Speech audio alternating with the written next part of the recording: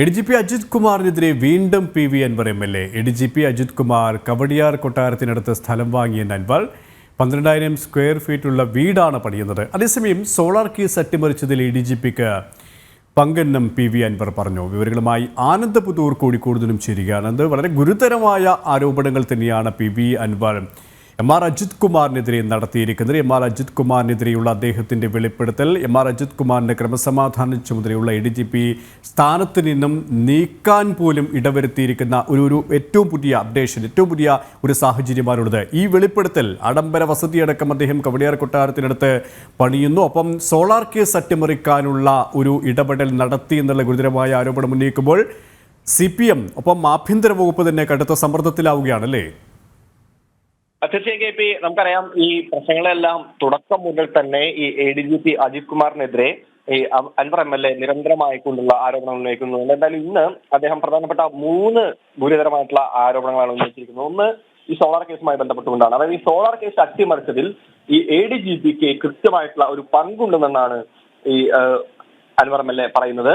ഈ പരാതിക്കാരിക്ക് പണം നൽകി വാങ്ങാമെന്ന് പറയുകയും അത് ആ തലത്തിലേക്ക് ഒരു ഇടനിലക്കാരന്റെ ഒരു രീതിയാണ് ADGP കൈവരിച്ചത് എന്നാണ് അദ്ദേഹം പറയുന്നത്. മാത്രമല്ല, ഇത്തരത്തിലൊരു ഡീലിന്റെ അടിസ്ഥാനത്തിലാണ് ഈ പരാതിക്കാരി മൊഴി മാറ്റിയതെന്നും അൻവർ MLA പറയുന്നുണ്ട്. അതുപോലെ തന്നെ ഈ കോൺഗ്രസിലെ മുതിർന്ന നേതാക്കന്മാരായ KC വേണുഗോപാൽ, K സുധാകരനുമായും അടുത്ത ബന്ധം വെച്ച് പുലർത്തുന്ന ആളാണ് ADGP എന്നും അൻവർ ആരോപിക്കുന്നു. അത് മാത്രമല്ല, രണ്ടാമത് പ്രധാനപ്പെട്ട ഒരു കാര്യം എന്ന് പറയുന്നത് ഇദ്ദേഹത്തിന്റെ സ്വത്ത് സമ്പാദനവുമായി ബന്ധപ്പെട്ടുകൊണ്ടാണ്. അതായത് ഈ ADGP ഈ കവടിയാർ കൊട്ടാരത്തിനകത്ത് ആഡംബര വീട് പണിയുന്നു എന്നാണ് പറയുന്നത്. ഒരു ADGPക്ക് എങ്ങനെയാണ് പ്രത്യേകിച്ച് സെന്റിന് 30 മുതൽ 60 ലക്ഷം വരെ രൂപ വിലയുള്ള ഈ കവടിയാർ കൊട്ടാരത്തിനകത്ത് ഏതാണ്ട് 12,000 സ്ക്വയർ ഫീറ്റ് വിസ്തൃതിയിൽ ഒരു കൊട്ടാരം തന്നെ കവടിയാർ കൊട്ടാരത്തിനകത്ത് പണിയുന്നു എന്നുള്ള മറ്റൊരു ആരോപണം അൻവർ ഉന്നയിച്ചിട്ടുണ്ട്. ഇതിലെല്ലാം മുഖ്യമന്ത്രിയും ഉന്നതമായിട്ടുള്ള ആളുകളും അന്വേഷണം നടത്തണമെന്നുള്ള ആവശ്യവും അൻവർ മുന്നോട്ട് വെച്ചിട്ടുണ്ട്.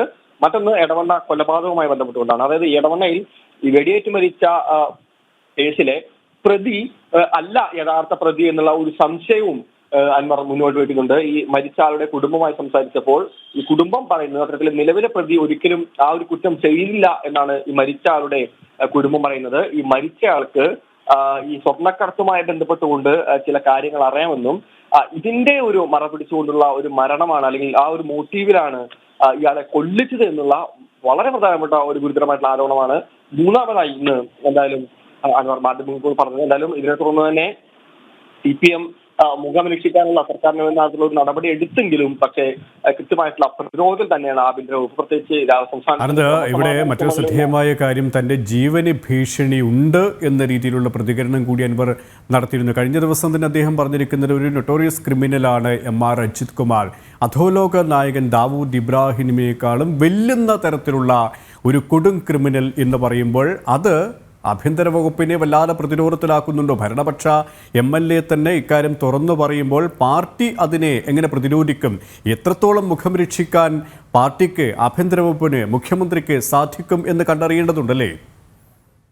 തീർച്ചയായും KP, അതായത് തന്റെ ജീവന് ഭീഷണിയുണ്ട് എന്നുള്ള ഒരു സംശയം ഈ MLA മുൻപ് തന്നെ പങ്കുവച്ചിരുന്നു. താൻ ഏറ്റുമുട്ടാൻ പോകുന്നത് ഏറ്റവും കൊടും ക്രിമിനലുകളുമായിട്ടാണെന്നാണ് അദ്ദേഹം തുടക്കത്തിൽ പറഞ്ഞത്. മാത്രമല്ല, ഈ പ്രത്യേകിച്ച് ഈ പോലീസ് സംഘം ഒരു മാഫിയ സംഘമായി മാറിക്കൊണ്ടിരിക്കുന്നു, അവരുമായാണ് താൻ ഏറ്റുമുട്ടാൻ പോകുന്നത്, തന്റെ ജീവന് പോലും ഭീഷണി എന്ന് അദ്ദേഹം തുടക്കം മുതലേ പറയുന്നുണ്ടെങ്കിലും ഇപ്പോൾ അതുമായി ബന്ധപ്പെട്ടുകൊണ്ട് ചില മുൻകരുതലുകൾ, അതായത് തോക്കിന്റെ ലൈസൻസുമായി ബന്ധപ്പെട്ട ചില നടപടികളിലേക്ക് അദ്ദേഹം കടക്കുന്നുണ്ട് എന്നാണ് നമുക്കറിയാൻ വേണ്ടി സാധിച്ചത്. എന്തായാലും ഈ ഭരണപക്ഷത്തെ ഒരു MLAക്ക് പോലും സംസ്ഥാനത്ത് ജീവഭയമില്ലാതെ ജീവിക്കാൻ സാധിക്കാത്ത ഒരു സാഹചര്യത്തിൽ സാധാരണക്കാരന്റെ അവസ്ഥ എന്താവുമെന്നുള്ള ഒരു ചോദ്യവും ഇപ്പോൾ എന്തായാലും ഉയരുന്നുണ്ട്.